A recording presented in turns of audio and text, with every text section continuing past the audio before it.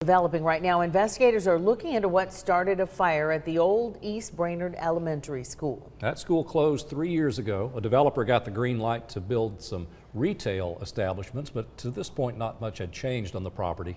As Channel 3's Tim Pham tells us, a squatter living inside the building may be to blame for the fire. The fire started in this classroom behind me. The old East Brainerd Elementary School was sold to a developer a few years ago. Now investigators are trying to figure out what started this fire. It's been 3 years since students last walked the halls in this now vacant building. Yet this morning, firefighters were called to the school for reports of a fire. When they arrived, they couldn't see anything from the front of the building. Our dispatcher said PD's around back, and they do have fire in one of the back rooms.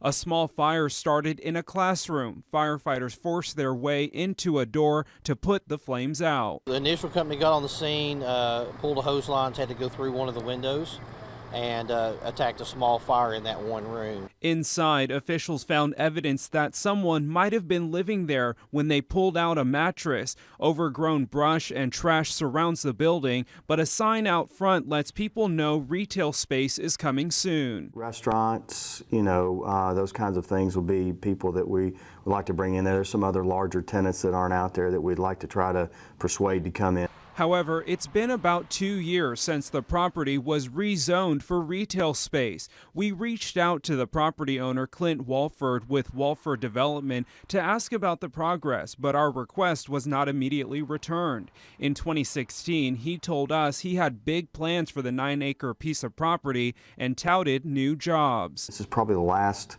sizable piece of property that is out there in that Hamilton Place area to develop. For now, the property sits undeveloped. Investigators don't know if people have been living in the facility for a while, but say it will be up to the property owners to secure the building in the future. Nobody was found inside.